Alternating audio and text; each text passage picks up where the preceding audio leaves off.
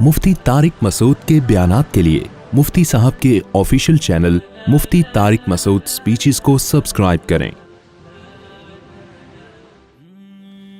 तो अब अल्लाह ताला कहते हैं मैंने सारी कायनात इंसानों के लिए और इंसान को पैदा किया लियबलुवकुम अय्युकुम अहसनु अमला। क्या जबरदस्त आयत है, खुदा की कसम।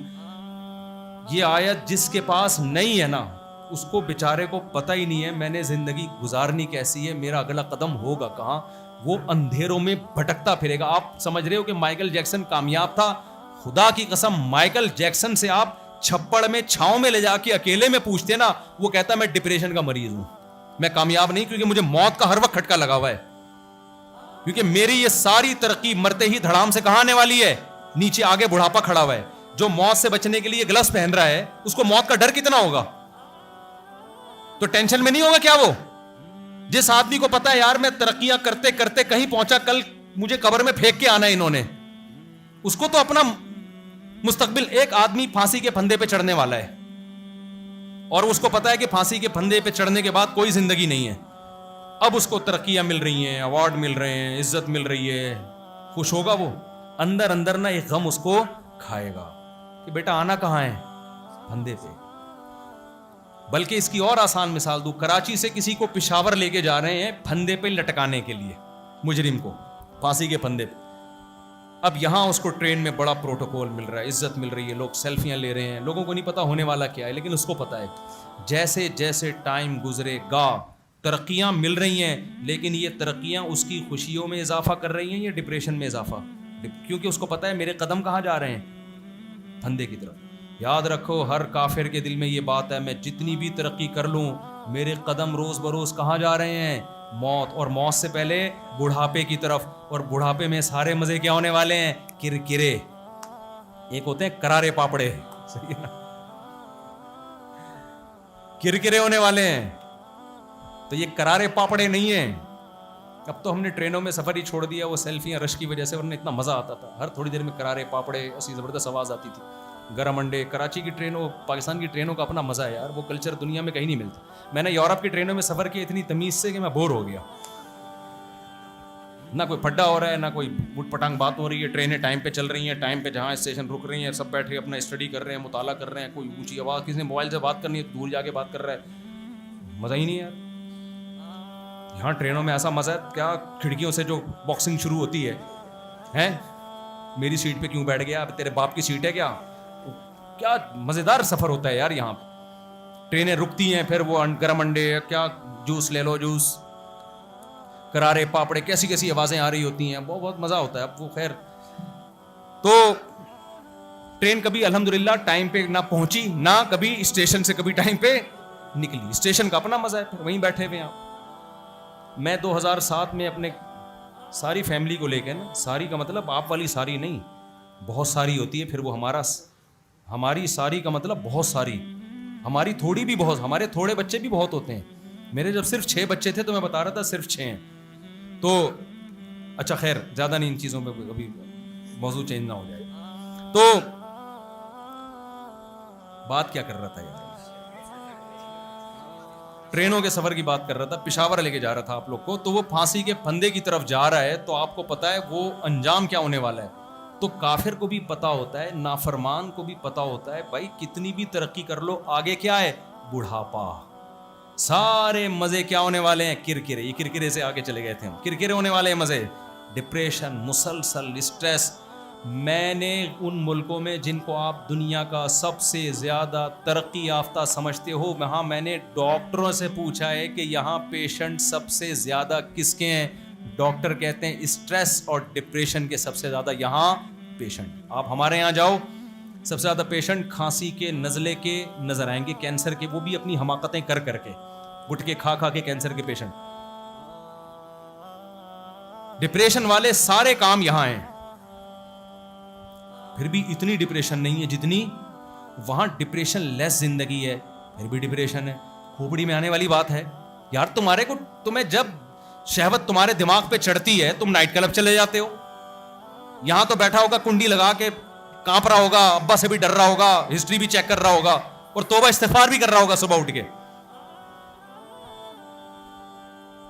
اور ان کے پاس تو کھلا اوپن ہے بھائی, کوئی آر دلانے والا بھی نہیں ہے.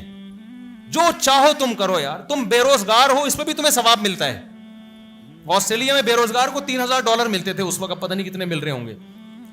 بے روزگار ہونا بھی ثواب کی بات ہے. آپ بے روزگار ہیں, گورنمنٹ کہتی بہت افسوس کی بات ہے, ہمیں افسوس ہو رہا ہے, آپ یہ $3,000 ہم سے لیا کریں. پھر بھی خودکشی کر رہے یار تم. ہمارے ہاں تو بے روزگار ہو کے بھی بے روزگاری ہے نا. 40-50 ہزار میں آپ بتاؤ, گٹکے کا خرچہ نہیں نکلتا آج کل. جو گٹکا کھا رہا ہے نا, اس کے گٹکے کا پان گٹکا نہیں نکلتا 40-50 میں. تو خیر, میں آپ سے عرض کر رہا ہوں کہ میرے بھائی, آپ کو خدا کو اپنی زندگی میں لانا پڑے گا. تو اللہ میاں کہتے ہیں میں نے جو تمہیں پیدا کیا نا, تو یہ جو آیت ہے نا لیبلوکم ایکم احسن عملا, اس نے ہمارے سارے مسئلے حل کر دیے. اور جو میں بیان لے کے چلا تھا کہ ہمارا سب سے بڑا مسئلہ یہ ہے کہ ہمیں پتہ ہی نہیں کہ ہمارا مسئلہ کیا ہے, اس آیت نے وہ مسئلہ ہمارا حل کر دیا, ہمیں بتا دیا تمہارا سب سے بڑا مسئلہ یہ ہے کہ اللہ نے تمہیں پیدا کیا ہے. سورہ ملک اٹھا کے دیکھیں, لیبلوکم, اللہ تمہیں آزمانا چاہتا ہے, ایکم احسن عملا, تم میں اچھا عمل کون کرتا ہے اور برا کون کرتا ہے. اللہ تمہاری عمل کو دیکھنا چاہتا ہے, اچھا کون ہے برا کون ہے. اللہ نہ دولت کو دیکھنا چاہتا ہے, نہ صحت کو دیکھنا چاہتا ہے. صحت کامیابی ہوتی تو ایوب علیہ السلام معاذ اللہ ناکام تھے, وہ تو ساری زندگی کس میں گزرے, بیماریوں میں گزرے.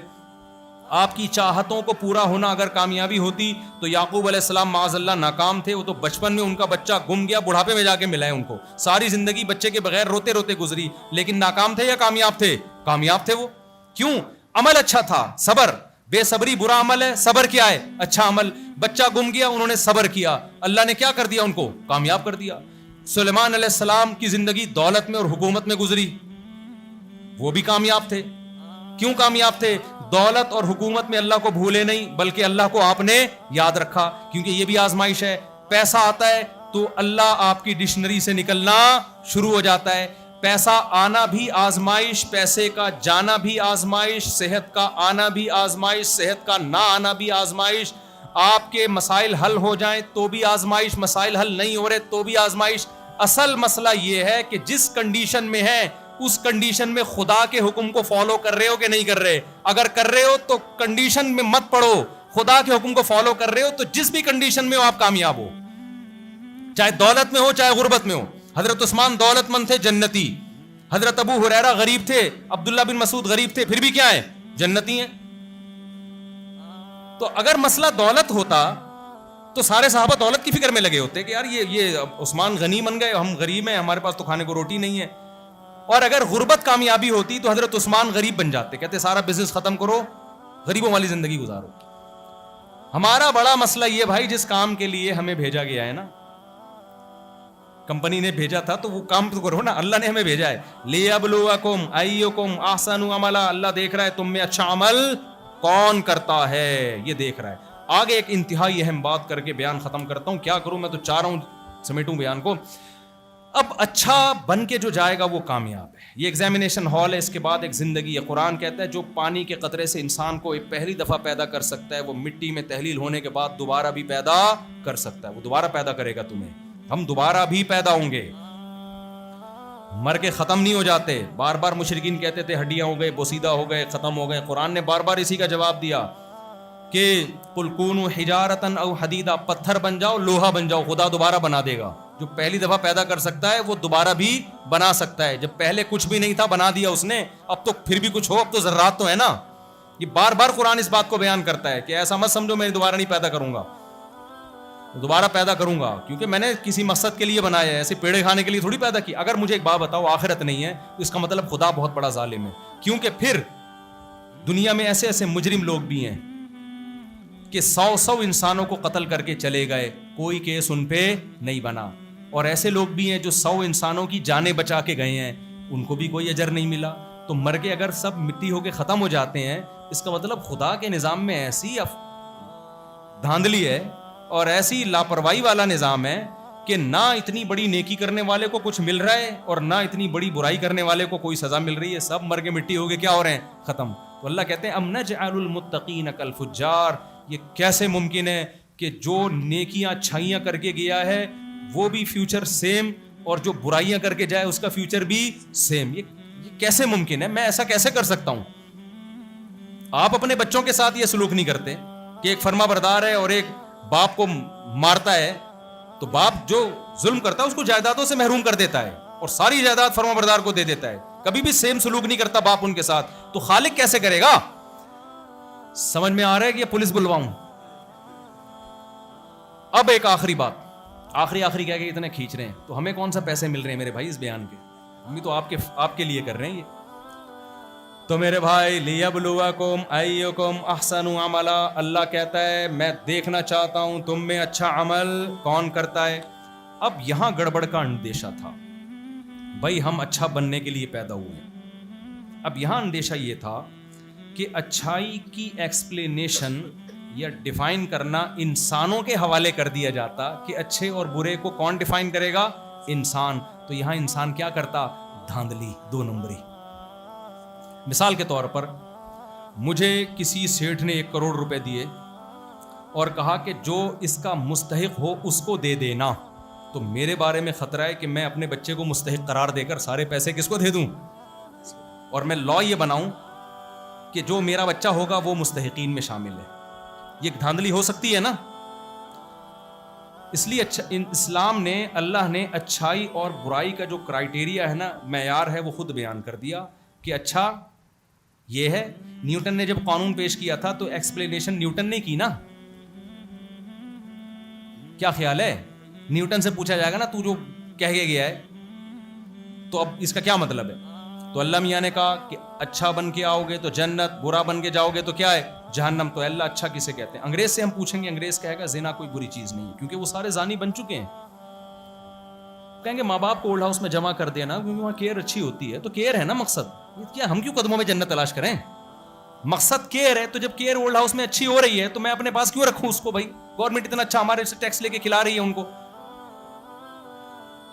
ان سے جب پوچھا ان کو, کیونکہ زنا کی عادت پڑ گئی, کہ شادی کرو نہیں کرو کوئی مسئلہ نہیں, کچھ کر لیتے ہیں کچھ. ارے بھائی ابا ہونے چاہیے یار, تم میرے گھر آئے ہو, ابا سے پوچھ یار ابا کیا, یہ ابا کیا لگا کے رکھا ہوا ہے آپ؟ ابا کیا ہوتے ہیں؟ کسی کے یہاں ہوتے ہیں, کسی کے یہاں نہیں ہوتے. ان کے ہاں یہ بری چیز بولو نہیں, سود برا نہیں ہے, کتے کھانا برا نہیں ہے, خنزیر کھانا برا نہیں ہے, شراب پینا برا نہیں ہے, کپڑے کے بغیر گھومنا برا نہیں ہے. کیوں؟ اس لیے نہیں کہ انہوں نے پہلے فیصلہ کیا تھا کہ کیا برائی ہے کیا برائی نہیں, پہلے اس برائی میں مبتلا ہو گئے.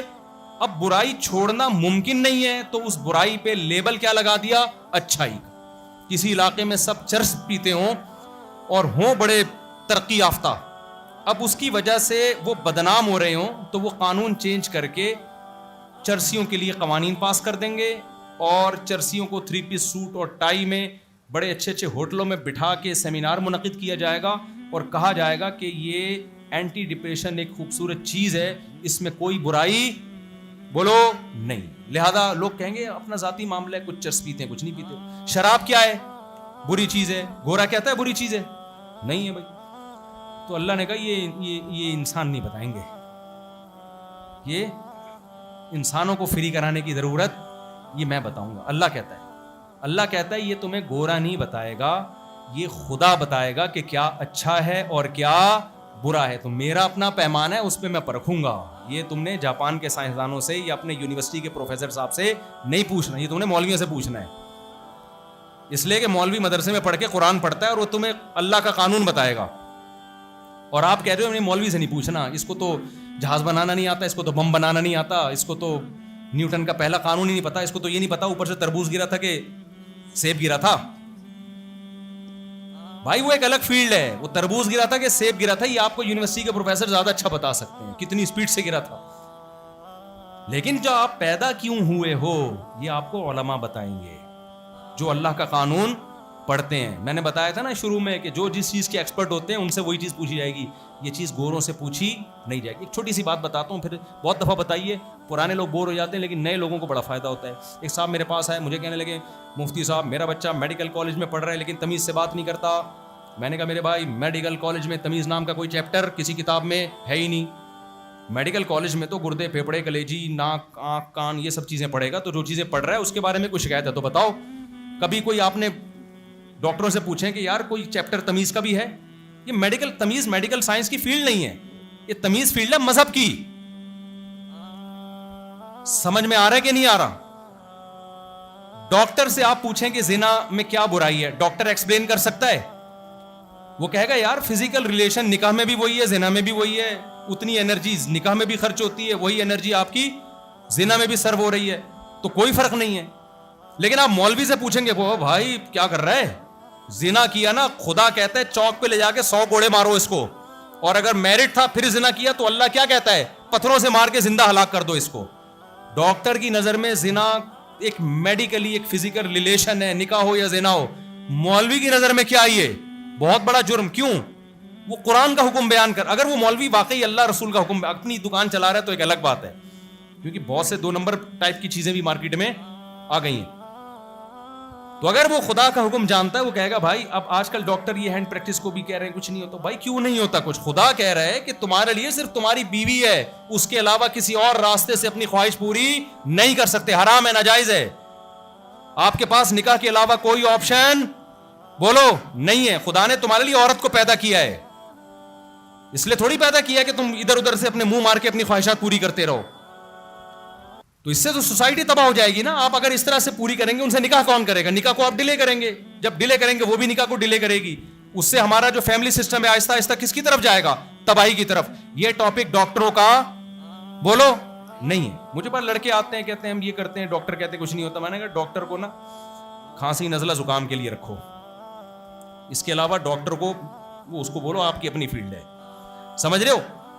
हर चीज में किसी सबको ही अपना बाप बना लिया है। भाई मेडिकल साइंस में आप डॉक्टरों को बाप बनाओ, उलमा को बाप ना बनाओ, लेकिन हर चीज में थोड़ी डॉक्टरों को बाप बनाया जाएगा। तो अल्लाह ने खुद ही अच्छाई बुराई को एक्सप्लेन कर दी। अल्लाह ने कहा ये गोरे से पूछने की जरूरत नहीं, मैं बताऊंगा।